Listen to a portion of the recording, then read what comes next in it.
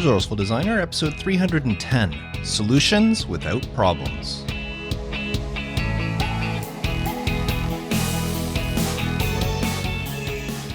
Welcome to the Resourceful Designer Podcast, offering solutions to streamline your graphic and web design business so you can get back to designing. And now, your host, who basically uses the word basically way too much, Mark Dickhout. I do. It's basically my crutch word, although I used to say it much more often until a listener called me out on it. They explained that adding the word basically to a sentence doesn't change its meaning at all. And after realizing that, yeah, they were correct, I've basically tried to minimize the use of the word. I'm not perfect about it, but I'm basically doing better. What can you do? Now, before I go on, I want to thank Danilo for filling out my 2023 listener survey, which if you haven't filled it out yet, you can get to it by visiting resourcefuldesigner.com/2023. I'm asking just a couple of questions to get a listener feel of the podcast and to decide what, if anything, I may change going forward. Now, Danilo said that they would like to see me include the contact information for Wayne Henderson, my voiceover guy that you hear at the beginning of every episode, to include his information on my show notes page. Well, I want to thank Danilo for that suggestion. I've made that change, and now Wayne's info can be seen at the bottom of every post on the website. But to save you the trouble, in case you're looking to hire him or just want to know more about him, if you're looking for a voiceover guy, Wayne can be found at mediavoiceovers.com. That's mediavoiceovers.com. And if you do reach out, make sure to mention that you heard him on Resourceful Designer. Thanks for all your help over the years, Wayne. Anyways, in this week's podcast, I'm going to talk about problems and solutions and the tools out there to deal with them. Do you need them or not? But before I get to that, I just want to mention the Resourceful Designer community.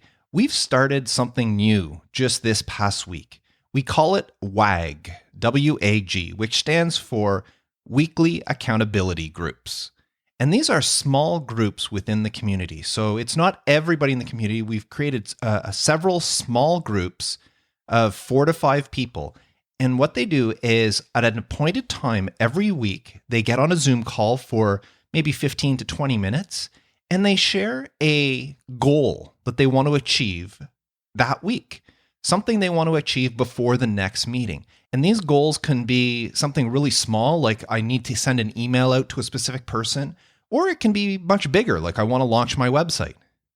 And the purpose of these groups is to hold ourselves accountable. You say you want to do something, well, you really don't feel like meeting the next week and saying, no, you know what, that was a simple thing, but I never got to do it. So it's the type of thing where you want to feel good and stay on top of things. So this accountability group where you have your peers, rooting for you and helping you and encouraging you to get things done really helps progress both yourself as a designer and your business.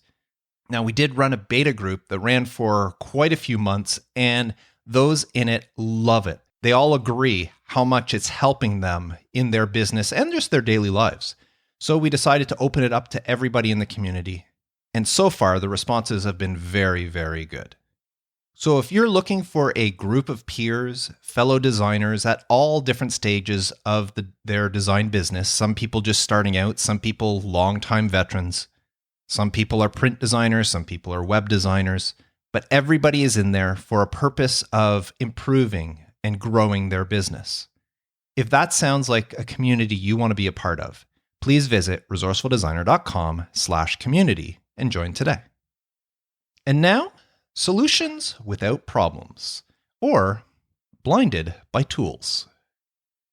I had a conversation with a business coach recently. I met him at a networking event and we got to talking, and he told me that no matter how innovative business people become, he keeps seeing the same issue crop up over and over again, an issue that holds people back from their full potential. In fact, he said it's one of the biggest hurdles he faces with his coaching business. Now, I'll share his insights in a minute, but before that, I want to talk to you about technology. We live in an amazing time. As I record this, there are people using tools such as artificial intelligence to create things previously unheard of. Respected media outlets are publishing articles generated using automated technologies. Just this week, I came across a couple that acknowledged the fact with a disclaimer saying that the article was written by AI, but it was edited by a human. And even myself, earlier this week, I needed an illustration for a design project I'm working on. And instead of turning to stock imagery or hiring an illustrator, I used an AI art generator. Now, I didn't create the full artwork. What I did was I created a bunch of individual elements that I needed, and then I combined them all in Photoshop to create the overall illustrated scene that I needed. And this made me wonder what the future holds, and how can I embrace this new technology for my business? And of course, I don't just mean artificial intelligence. Visit a site like AppSumo, if you're familiar with it, appsumo.com, and you'll see dozens of innovative tools to help you achieve amazing things. Advancements in technology, both AI and otherwise, allow people to reach heights they would have never dreamed of. And it seems that no matter what problem you face, there are tools on the market to help you overcome them. Well, for the right price, of course. This is an amazing time to be an entrepreneur. However, this abundance of available tools can also be a roadblock. Now, back to this business coach I was talking with. He was telling me that in his experience dealing with his clients and in discussion with other business coaches, he's noticed a recurring issue holding a lot of people back. What he said is that so many people these days have a habit of finding a solution to problems they're not facing. And it takes up so much of their time that they should be spending more effectively on their business. Now, call it FOMO, the fear of missing out, or shiny object syndrome, but many people become enthralled with the abundance of tools available to them. Now, there's no denying that the marketing of these tools make them so desirable that you just have to have them, even if you don't currently need them. I know I'm guilty of this as well. I look at my AppSumo purchase history and I see many quote-unquote great deals that I bought and never ended up using. I bought them with the best of intentions, but as the business coach said, I bought a solution to a problem I wasn't facing. Now, don't get me wrong, I'm not dissing AppSumo. I love the platform. I've bought many tools from there that I use on a regular basis. And just because there are some tools that I don't use doesn't mean they're not great tools. I mean, people spend a lot of time and effort developing these tools because there is a need for them, just not a need that I have. All of these tools were created to solve one problem or another. However, the possibility of one day facing said problem is not reason enough to waste time and money on a tool, no matter how enticing it is. This reminds me of a couple of episodes I did, quite a few years ago, about just-in-time learning. They were episodes 8 and episodes 94, if you're interested in listening to them. Now, the premise of just-in-time learning is to only learn something when you're in need of knowing it. For example, there's no reason to watch a Photoshop tutorial on how to add wood grain to type if you don't currently have a project that calls for a font with wood grain. Now, you may be saying, well, Mark, it might be useful to know how to add wood grain to a font, and I can't disagree with you. It would be useful. However, it's just as useful knowing that there is a tutorial out there that can teach you this should you ever need it. So bookmark it or save it to your watch later list and keep track. Because if you actually watch that tutorial video now, when you don't really need it, you'll probably just end up watching it again in the future when you do. So in a way, it's a waste of time.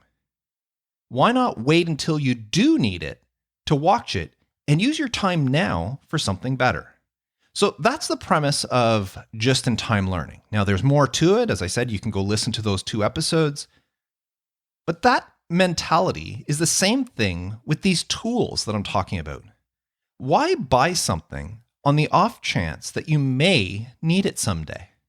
Or why buy something that sounds amazing if you're not currently facing the problem that it solves? For example, there's no sense wasting your time researching the best client management software if you only have a handful of clients to manage. Why not wait until your clientele grows and starts to become tedious to manage with whatever method you're currently using, and then, at that point, research the best available solution? Because that sparkly new system that looks so enticing today may be replaced by something even better by the time you actually do need it. Even a lifetime deal like they offer on AppSumo is a waste of money if it doesn't actually help you. So think hard before you purchase your next tool. Just because it's a great deal is not reason enough to buy it. Anyway, this business coach I was talking with, he told me that he's seeing more and more people searching for quote unquote, that right tool, instead of concentrating on what they should actually be doing, which is running their business. In fact, he told me that there are really only 3 tools the businesses need in order to be successful. And they're the same 3 tools that businesses have been using since the dawn of time, since business has been a thing. And those 3 tools are a to-do list, a calendar, and something to take notes on. That's it. Think about it. With these 3 things, you can run a successful business. Now, of course, I'm leaving out tools such as all the Adobe programs or WordPress or any of those things. And yes, you may require these tools, but they're used to perform the work you do as a designer, not to run your business. To run your business, all you need is some sort of to-do list in order to keep track of all the projects and tasks you're working on and other things that you may need to do. I use Plutio to manage my design projects, and I use AnyList to manage all my other to-do lists for both work and personal life. Next, you need a calendar to keep track of appointments, of schedules, of deadlines, and any other important dates or times. Now, every computer system available has a built-in calendar that you can use. I personally use iCal that comes from Apple, but you can use whatever calendar you wish, even a paper calendar if you want to. And thirdly, you need a way to take notes so you don't forget things. Now, personally, my life is organized in Evernote. Anytime I need to take a note down, I open up Evernote and it goes into there. I can't say enough good things about that program. I would be lost without it. Well, with these 3 things, you can run a successful business. And the proof is in every business dating back hundreds of years. Long before artificial intelligence, long before the internet, or even before the phone, savvy business people relied on to-do lists, calendars, and something to take notes on to run and grow their business. What I'm trying to say is, you work very hard for the money that you earn. There's no reason to go spending it needlessly on tools that solve a problem you're not currently facing. And who knows, if in the future you do end up facing that problem, there may be newer or less expensive or even better tools available to you. And at that point, because you're facing that problem, you'll have a good reason to buy them. Now, I love this conversation I had with this business coach. It made me think of all the tools that I use.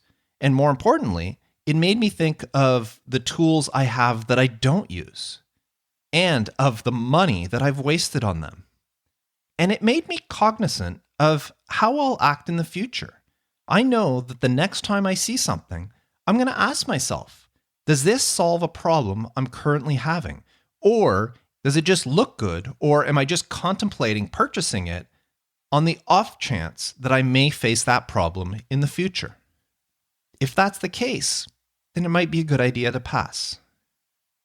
So the next time you see a great deal on something, or you're mesmerized by the flashing marketing on some of these new innovative tools, take a step back and ask yourself, am I actually burdened with the problem this tool solves? And if you have to stop and think about your answer, or if your answer is not an immediately, yes, I'm facing that problem, then save your money, get back to work, and worry about that should you ever face that problem in the future. You'll thank me later. And that's what I wanted to talk about today. Now, before I go, I just want to remind you one more time of the Resourceful Designer community.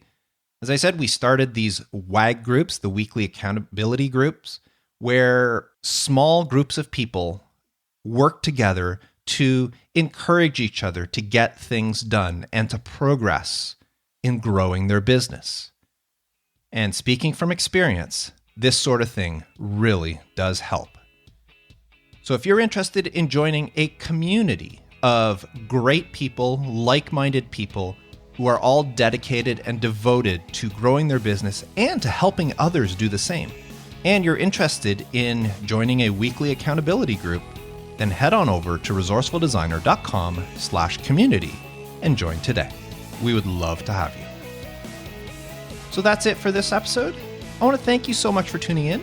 Don't forget the survey, resourcefuldesigner.com/2023. I'd love to hear your thoughts on the future of this podcast. Until next time, I am Mark Decote, wishing you all the best with your design business. And as I have for the past 300 plus episodes, I want to remind you to stay creative.